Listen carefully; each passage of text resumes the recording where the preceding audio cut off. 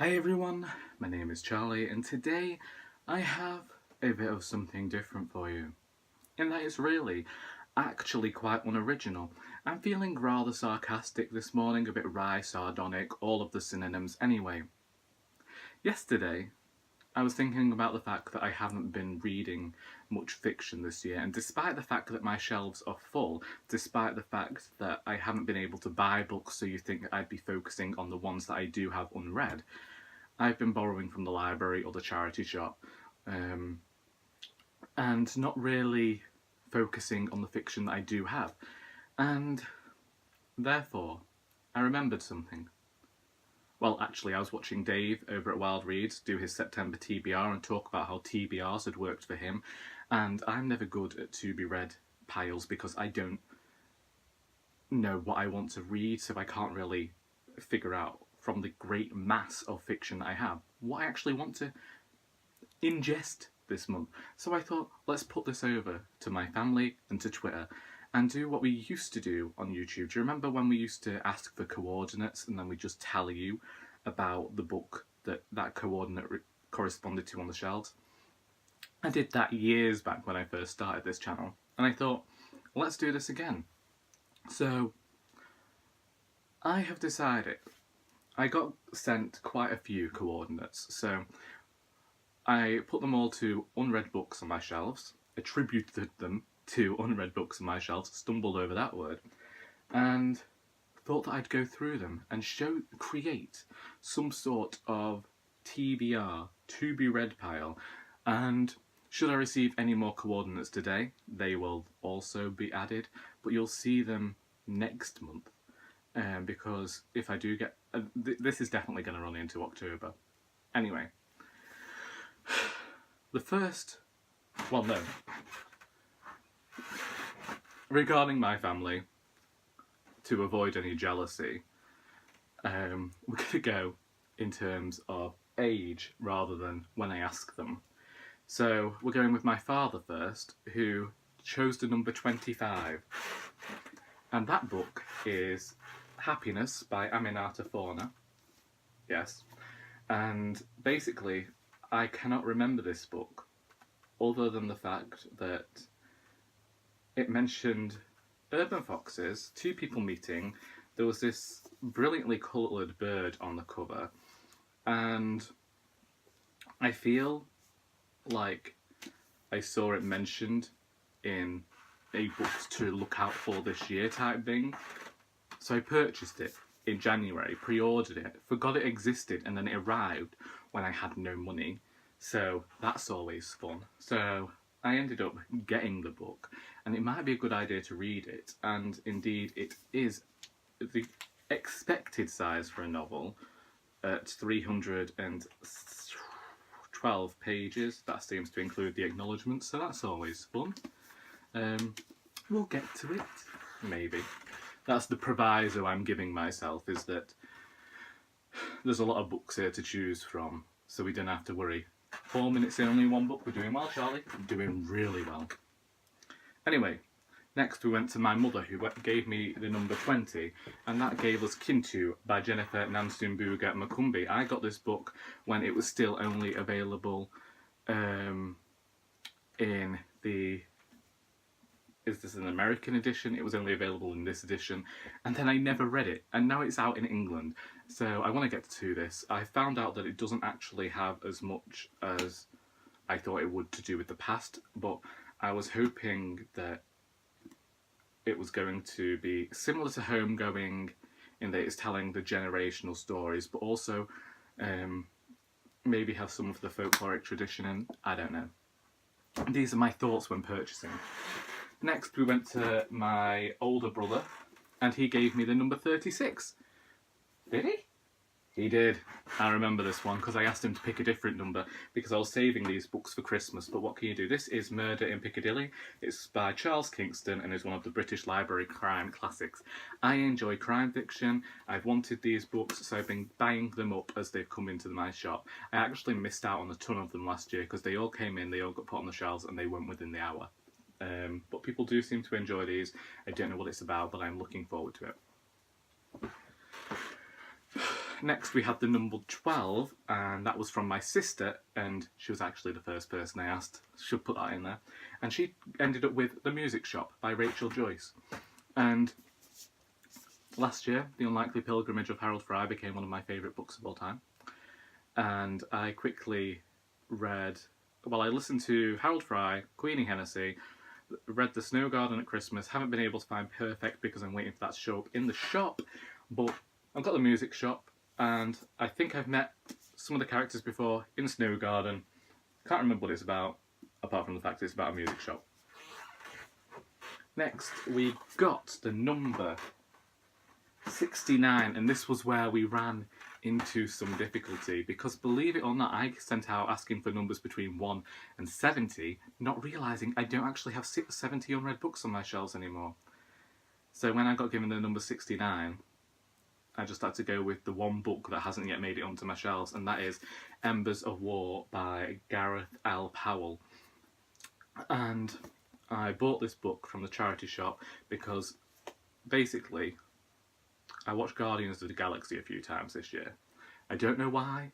The Marvel films are not great cinematic masterpieces.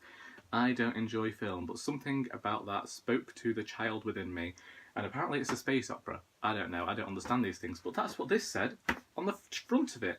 And it has a few female protagonists, which is always sure to get me reading, and a, what's the word? I can't think, but a ship that's communicative. Right, now we're going to move into the next books. These books all came from people on Twitter. So firstly we had, I think it's Natalucian. I forgot to write this one down and I'm very apologetic, but they have a blog and I will leave a link to that and any other people mentioned now in the description. And they sent me the number 38, which gave me Wind Witch by Susan Dennard, and I've been meaning to read this for nearly 2 years now. The sequel, well, like, somewhat sequel, has come out since then, and I still haven't got around to it. And it's strange because I've always supported Susan Dennard ever since Something Strange and Deadly. I really enjoy her prose. I didn't think I was going to enjoy Truth Witch, but I did, and I just haven't got around to this book. And I really ought to, because it's almost like the Live Ship Traders trilogy, except it's for more of a YA audience, if that makes any sense. Next, I got a number from Catherine Withernay. She's a writer of books whose names I can't remember now, and I'm apologetic for, but go over to Twitter and seek her out. And we got a bit of a coincidence with hers. She sent me the number 28, which amounted to the latest book I purchased, which was The Museum of Cathy by Anna Stothard, or Stothard. I'm not sure, I could still be pronouncing it wrong, but basically a woman called Cathy has left, it says on the back, her feral childhood to go to Berlin, and she's curating a museum but also keeping a secret museum, and then there's a masked party, there's old lovers. I just really enjoyed the writing that I read of this when I read an example online, so I had to purchase it. Oh, don't be disappearing now. I've got a list of all these books down here. Next we have the number 41 from Brian's Bookshelves gave us English Animals by Laura Kay, another recently acquired addition to my shelves. Very popular on BookTube, mentions taxidermy. I'm a bit fond of ethical taxidermy. Not so fond of killing animals just to make things out of them, and I don't mean fond, but the idea intrigues me. I don't know why. Especially since I became a vegetarian earlier this year. Charlie, you are an enigma. Next. This number comes from Rachel Murray. BookTuber, recently followed me on Twitter after I discovered they were on Twitter. We had a few good conversations yesterday, in my estimation. Conversation. I mean, we sent a few messages here and there. Anyway, she gave me the number 57, which gave us The Lies of Loch Lamora by Scott Lynch, a book I've been meaning to get to since it first came out when I was a teenager. This is 530 pages. I even considered actually just pretending that I never received this number, or moving it and calling it a children's book, you know, something light.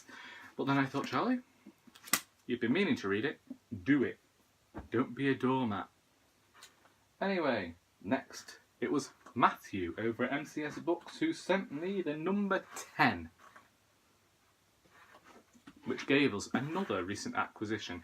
Obviously, I'm just working really hard at just keeping this down. So, The Wicked Comer by Laura Carlin, which is about Wicked coming to London, I believe.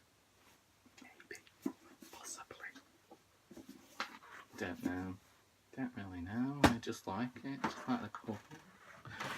And then we're moving. These next few books that I'm about to mention are all books that are all coordinates I received after I'd reached 10 books. 10 was going to be the limit for September, so these are books that'll either run over into October unless I do finish all of these. So then we are going to number 15, which comes from Ali Says, Ali Read What? Ali Reads What?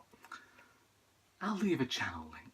Anyway, we ended up with a very nice short book, which is George Silverman's Explanation by Charles Dickens. This also includes a novella called Holiday Romance and a detective story called Hunted Down. I got these books last year from Alma Classics and read one for Victober, I believe. I didn't know they existed before then. I didn't think the one I read was that spectacular, but we'll see. They were quite cheap at the time as well. Next we have numbers from my good friend Lily of Like Us Reads. And she sent 62, which gave us Stars Above, a Lunar Chronicles collection by Marissa Meyer in 2015. Charlie read the Lunar Chronicles by Marissa Meyer and really enjoyed the third book. And then the fourth book was not as good, but he'd already purchased the short stories and everything related to it, and The Fairest, which was a novella, and I read, I tried to read Heartless and hated it, so I've been pushing this one away because I just worry that I'm not going to enjoy it as much, but it's on here now. Maybe we all want some young adult science fiction to read. And then we had the number 4, and that came from Brews and Reviews. And that gave us another of our new books, which was The Illumination of Ursula Flight by Anne-Marie Crowhurst. And this was the one where I read the first line and really wanted to read it.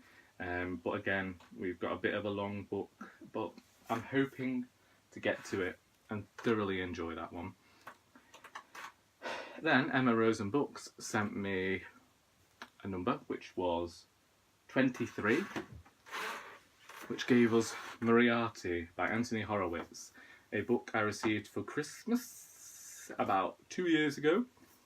And after Sherlock Holmes' death, we're getting this story that's called Moriarty. As you know, I like The House of Silk by Horowitz.